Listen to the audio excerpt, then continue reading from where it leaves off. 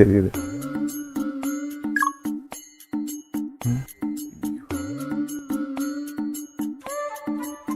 നിങ്ങളിപ്പോൾ ഒറ്റയ്ക്ക് ഓഫീസിൽ പോണേ, നിങ്ങൾക്ക് അതിനെ പുറകിലെ സീറ്റ് എന്താ ഇവിടെ ഞാൻ ഉപയോഗിച്ചിട്ടുണ്ട്.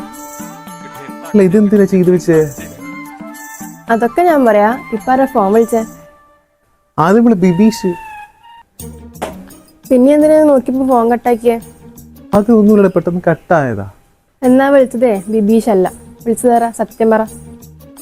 അത് ഓഫീസിലെ സിത്താര വിളിച്ചേടോ, അവള് ലീവാന്ന് പറയാൻ വിളിച്ചാ. പെട്ടെന്ന് രാവിലെ ആയതുകൊണ്ട് ലീവാണെങ്കിൽ അവർക്ക് HR-നെ മാനേജറിനെ വിളിച്ച് പറഞ്ഞു. അപ്പോൾ എങ്ങനെ നിങ്ങളെ വിളിച്ച് പറയുന്നത്?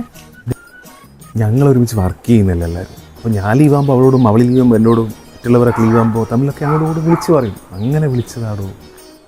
ഓഫീസിൽ എല്ലാ പെണ്ണുങ്ങളും ലീവാകുമ്പോൾ എന്താ നിങ്ങൾ വിളിച്ച് പറയുന്നത്? അതിന് ഓഫീസ് കൂടുതലും ലേഡി സ്റ്റാഫ് ആണല്ലോ. ആ, അതുകൊണ്ട് എനിക്ക് നിങ്ങളെ ചില സംശയമില്ലാതില്ല.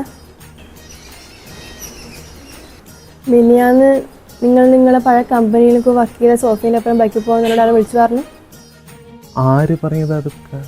അതൊന്നും നിങ്ങൾ അറിയണ്ട. അതുകൊണ്ടാണ് സീറ്റ് ഇവിടെ. പിന്നെ ആ ദിവസം പുറത്തുനിന്ന് കഴിച്ചെന്ന് പറഞ്ഞിട്ട് ഒന്നും ഇവിടുന്ന് കഴിക്കാതെ നിങ്ങൾ ഉറങ്ങി.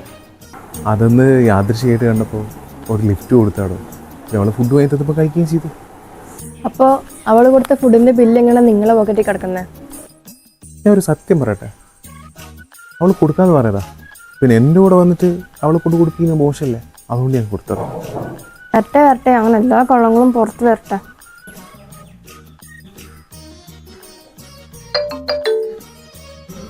ഹലോ,